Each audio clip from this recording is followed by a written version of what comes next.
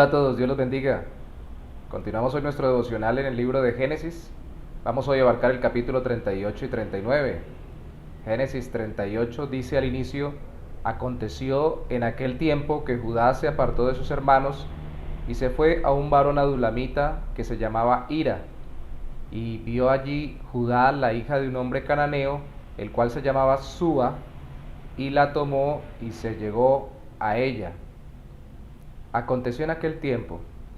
La historia venía narrándonos cómo a través de la vida de José se estaban desatando unos acontecimientos de tal forma de que él había sido vendido por sus hermanos a unos comerciantes que lo terminaron vendiendo a un funcionario de Egipto.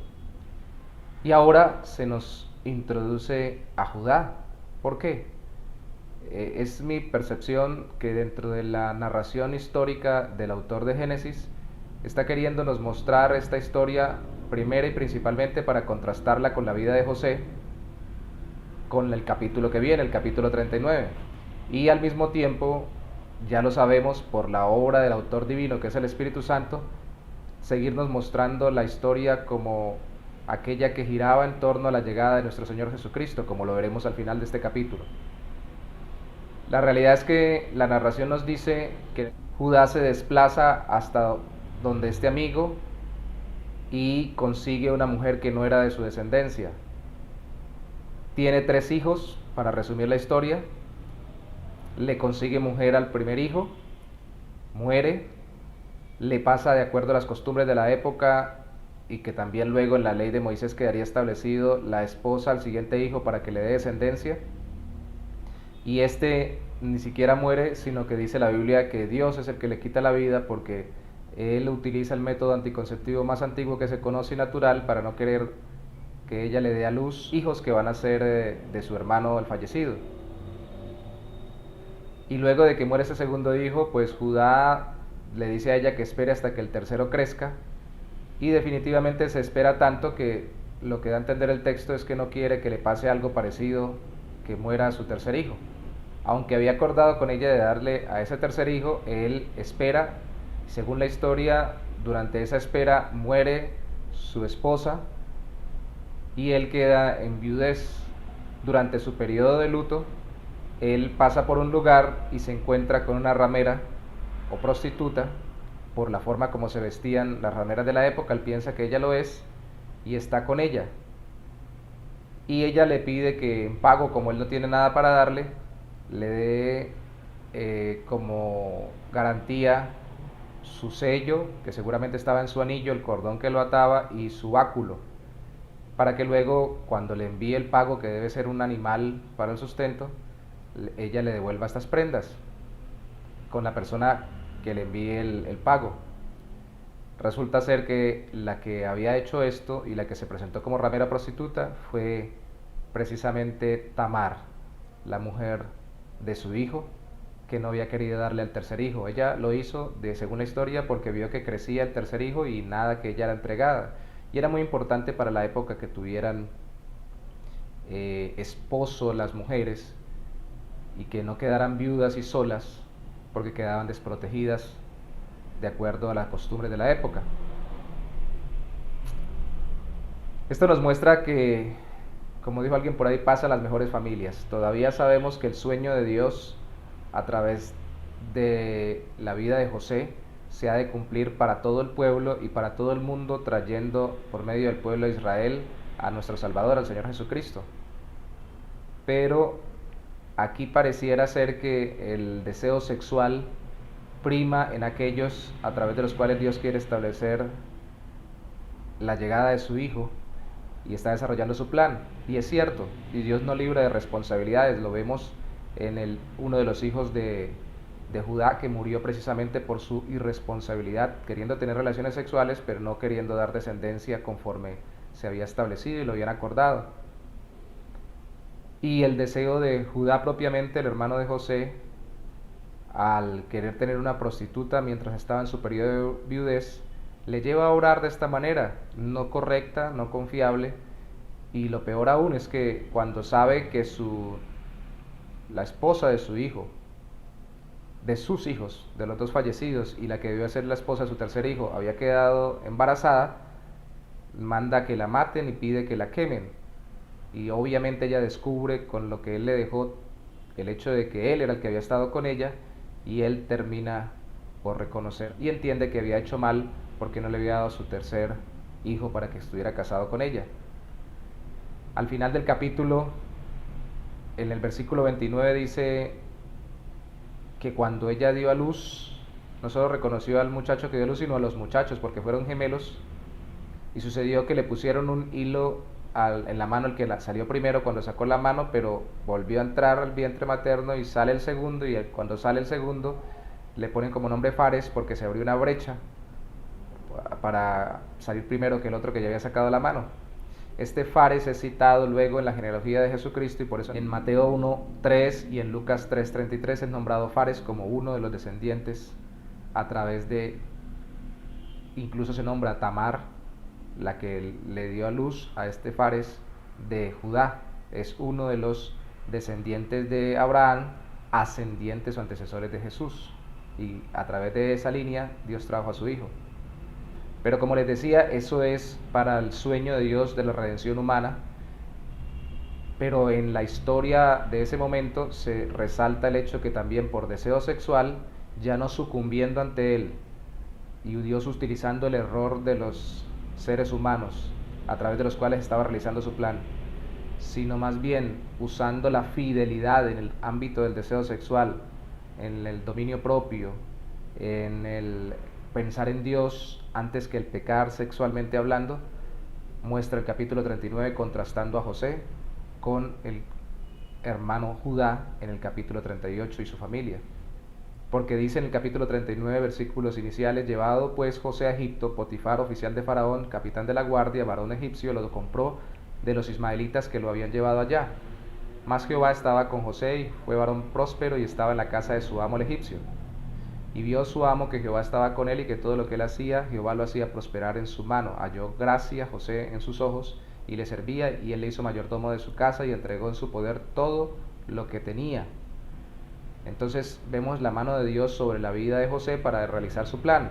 No una vez más porque José fuera perfecto, aunque mostró, como lo vamos a ver en este capítulo 39, más fidelidad en el ámbito sexual que sus hermanos, o por lo menos que Judá en el capítulo 38 y su familia, sino porque el favor de Dios era a través de él para precisamente salvar a su familia, salvar al pueblo y traer al final al Redentor, a nuestro Señor Jesucristo. Pero dice en el capítulo 39, en el versículo 5: y aconteció que desde cuando le dio el encargo de su casa y todo lo que tenía, Jehová bendijo la casa del egipcio a causa de José, y la bendición estaba sobre todo lo que tenía, así en la casa como en el campo, y dejó todo lo que tenía en manos de José, y no se preocupaba de cosa alguna, y era José de hermoso semblante y bella presencia. Y se aclara esto porque después indica que la mujer de su amo puso sus ojos en José y le dijo: duerme conmigo.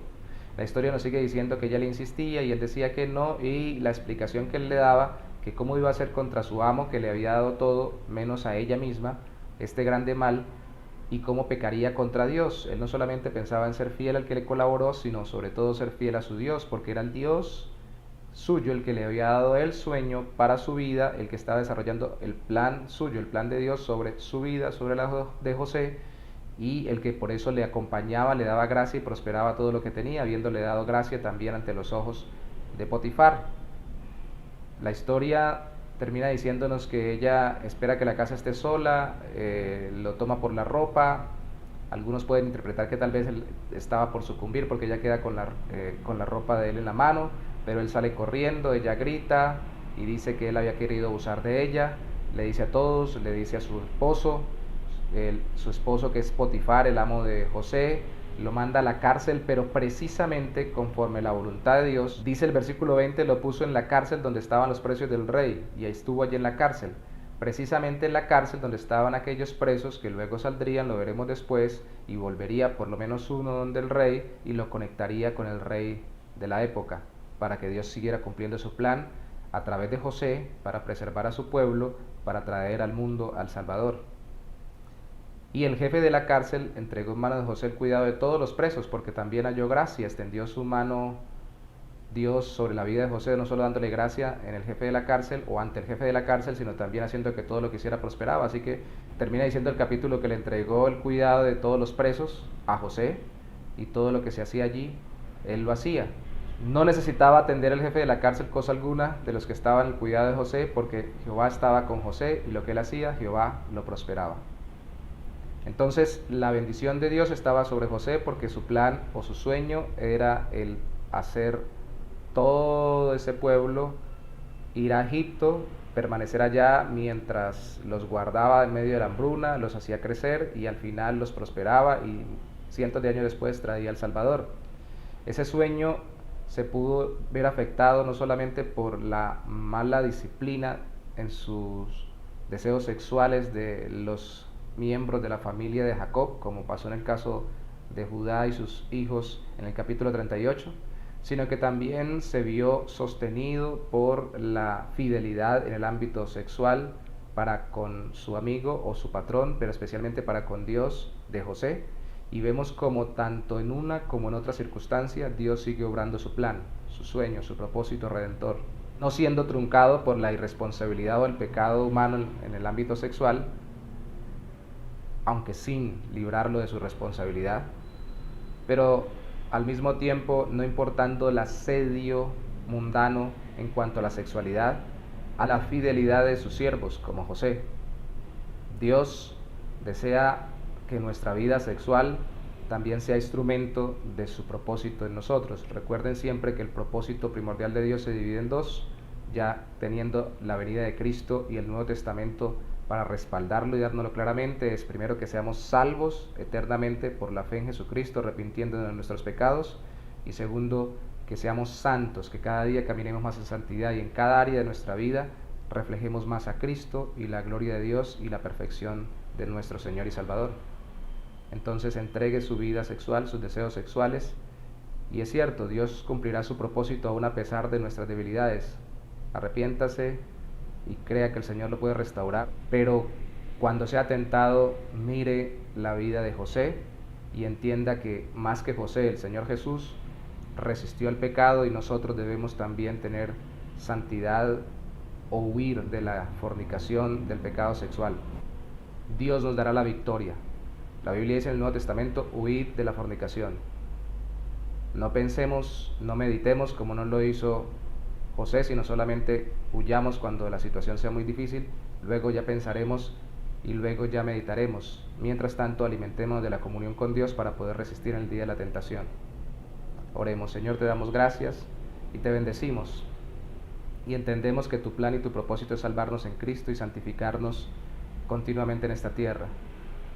Y por ello, Señor, ponemos en tus manos nuestra sexualidad también, entendiendo, Santo Señor, que todo esto en Judá y en José era para traer a tu Hijo Jesucristo, nuestro Redentor, pero también para enseñarnos a nosotros cómo debemos ser más como nuestro Salvador cada día y entregarte cada área de nuestra existencia a ti. Líbranos de impurezas sexuales, perdónanos si hemos caído, que tu plan se obre en nuestras vidas, restaurándonos, perdonándonos, y que nosotros, Señor, podamos cada día más ser santos, especialmente en nuestra sexualidad. Te damos gracias y te bendecimos en el nombre de Jesús, tu Hijo. Amén. Dios los bendiga.